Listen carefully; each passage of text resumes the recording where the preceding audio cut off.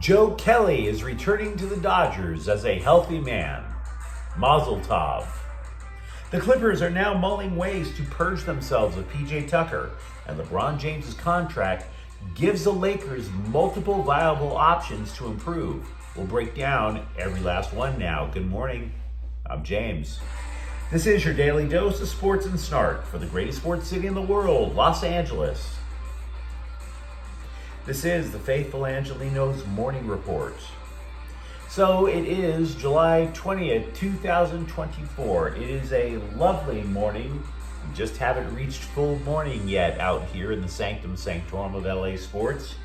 We also added new subscribers to the Angeleno Familia yesterday. Thank you for getting in on the ground floor. We're going to do our best to keep you informed. And if you like being in the know about LA sports, click the like button. Click the subscribe button. There's a notification bell. Hit that. It'll let you know when we drop new content. Sharing is caring. Let people know we exist, and by all means, comment. Now, before we go through the news and notes, a look at the scoreboard. Freddie Freeman hit a grand slam homer in the bottom of the 8th inning to flip the script, to rug pull the Boston Red Sox. Dodgers 4, Boston 1. Lovely time out at the Ravine. Meanwhile, today, Boston is at the Dodgers again at 4:15. Justin Robleski is 0-1 with a 6.30 ERA. Ryan Bello is 10-5 with a 5.32 ERA. It is Galaxy game day. Portland is in town to play the Galaxy at 7:45. The Galaxy lead the Western Conference and have not lost at Dignity Health Sports Park this year, but Dejan Joveljic will miss his third consecutive match with hamstring tightness. LAFC is at Seattle at 7:30. The Black and Gold, they would love to rebound after falling out of first place in the Western Conference. But don't look now. The Sounders have won 5 consecutive matches. And Angel City FC is at Club America at 7 in something called the Liga MX Summer Cup. Okay, but what do you say we get to the news? Reliever Joe Kelly and the pouty face that makes everybody else happy. Both Kelly and said pouty face are back in the big leagues after about 2.5 months on the injured list. 61 games with a shoulder strain. Yikes. He had pitched 5 minor league outings for rehab. Now, yesterday, we had mentioned Jose Hernandez being sent to rookie ball, the guy they acquired from Pittsburgh. That opened up a 40-man spot on the roster, and it is going to Kelly. Thing is, he was brought back to LA last year in a trade. I mean, we love the guy for his quirky behavior, right? I mean, wearing mariachi gear to the White House is pretty studly, I must say. But since he has returned to the Dodgers, he's been on the injured list more than he's been on the active roster. I mean, availability matters when you're a professional athlete. Meanwhile, Andrew Friedman appeared to drop a pretty big hint that the Dodgers might go big game hunting at the trade deadline.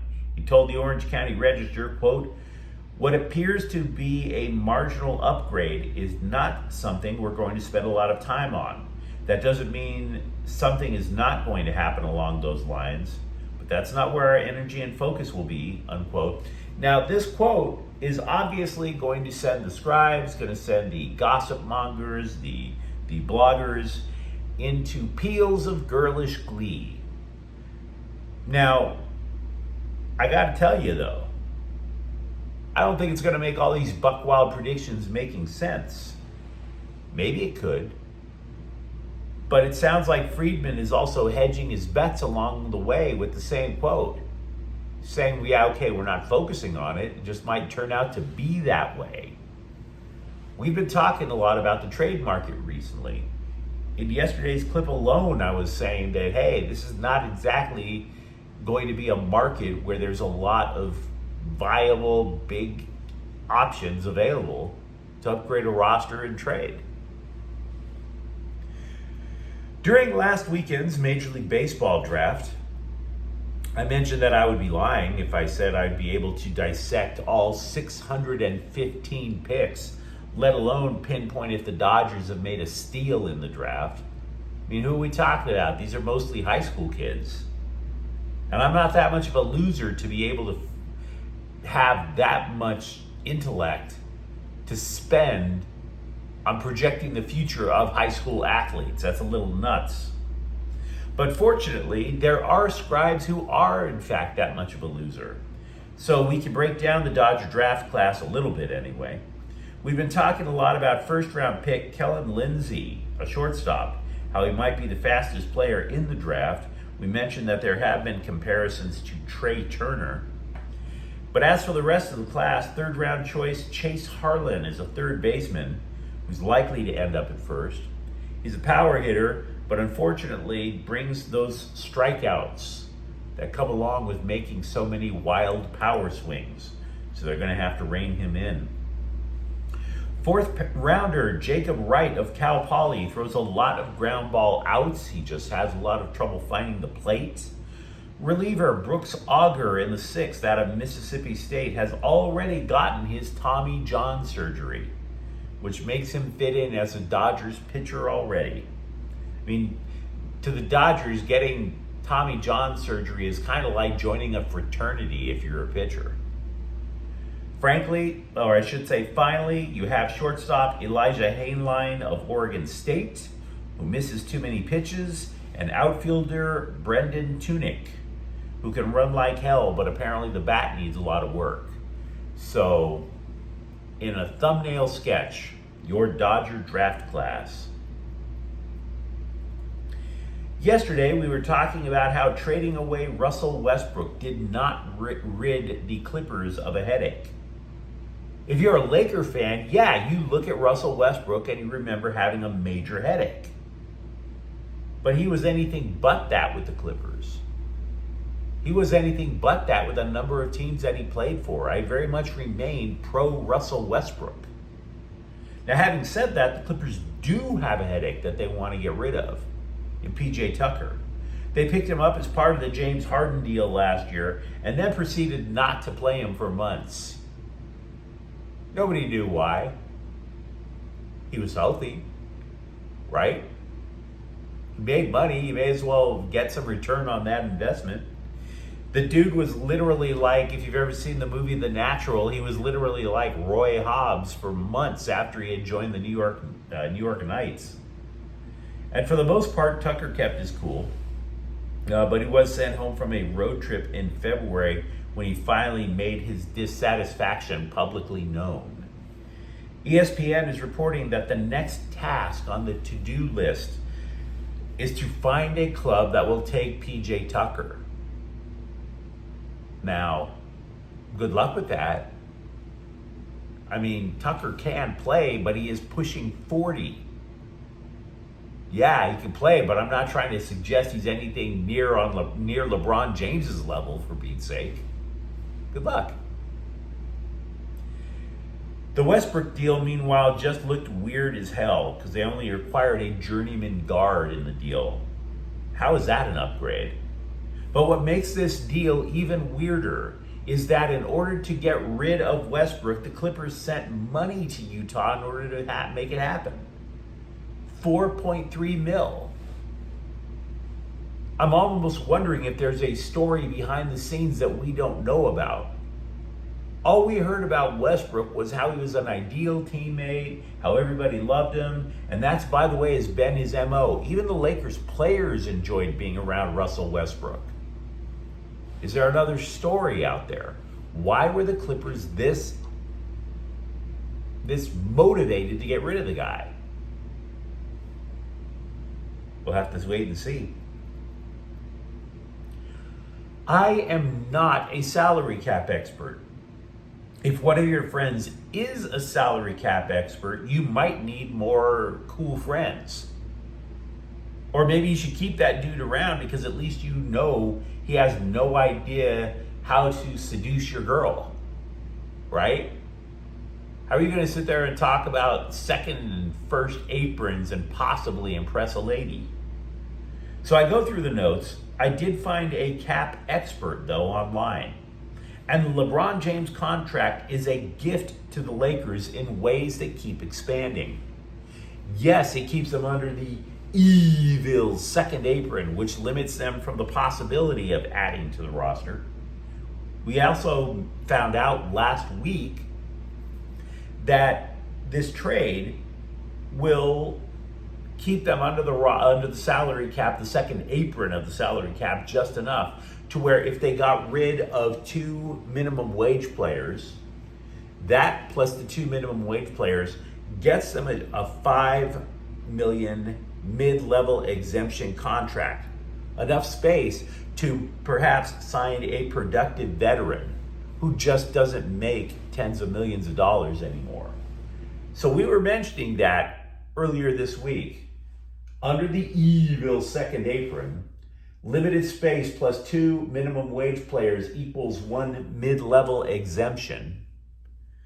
But there are 2 other ways that this cap nerd has let us know it can eventually help out in much bigger ways.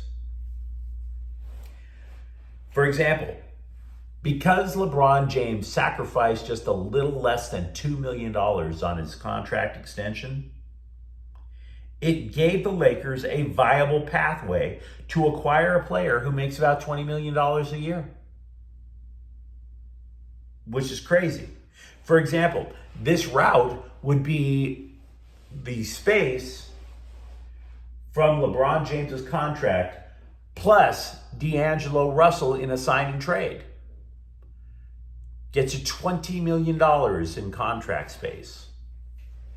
You can get a pretty damn good basketball player for $20 million.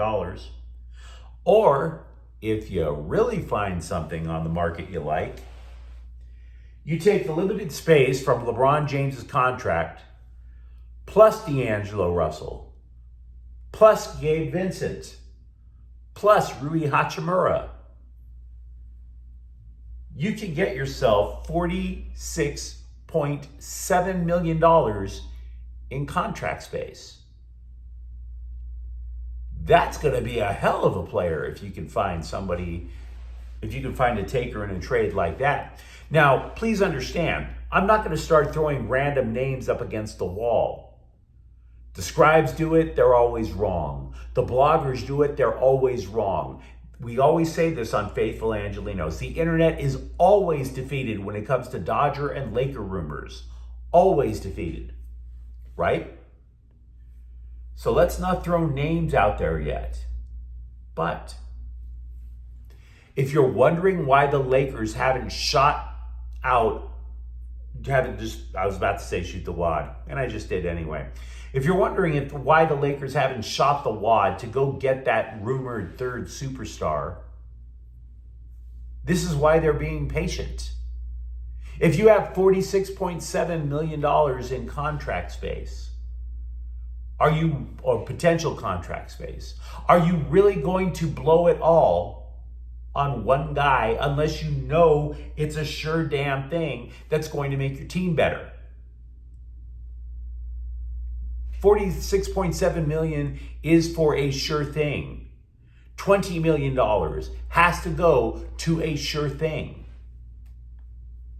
That is why, as Laker fans, we have to be patient. There are scribes who cover the Chargers who don't think last year's first-round pick Quentin Johnston will even start for the team this year. The Bolts burned their receiver room down to ashes. And Quentin Johnston survived the firestorm, but it doesn't matter. If the Chargers go with 11 personnel, which means 3 wide receivers, the belief is you are going to be looking at a starting trio of Joshua Palmer, rookie Ladd McConkey, and DJ Chalk. Quentin Johnston nowhere to be seen. And why? Well, look at what happens if you go out there with three wide receivers. If you look at it schematically, where does Johnston fit exactly? McConkey, the rookie, is apparently lining up in the slot and excelling, which is what everybody said how McConkey would fit when the guy was drafted. Palmer can play outside wide receiver or he can play inside wide receiver, lining up in the slot next to a tight end. Chark is the guy who can fight for a contested pass. Very three specific skills that would help make the Chargers offense functional. Johnston, by the way, the most you can say about him is that his route running was shaky. That eliminates him from the slot. He wasn't exactly known for fighting for the football last year. And you really think he's going to be better than Joshua Palmer? I wouldn't argue that. But you let me know what you think in the comments thread. Do you believe that the return of Joe Kelly is going to start a return of one healthy player after another to the Dodgers? Do you think it's possible that the Clippers could purge PJ Tucker? And what do you imagine the Lakers doing with a surprising amount of contract space if they play their cards right? And if you enjoyed the content, don't forget to subscribe to Faithful Angelenos. We talk LA sports here every single day. Thank you for watching. I'm James. We'll be back tomorrow. Faithful Angelenos is a Kian Corte El Queso production. Take care.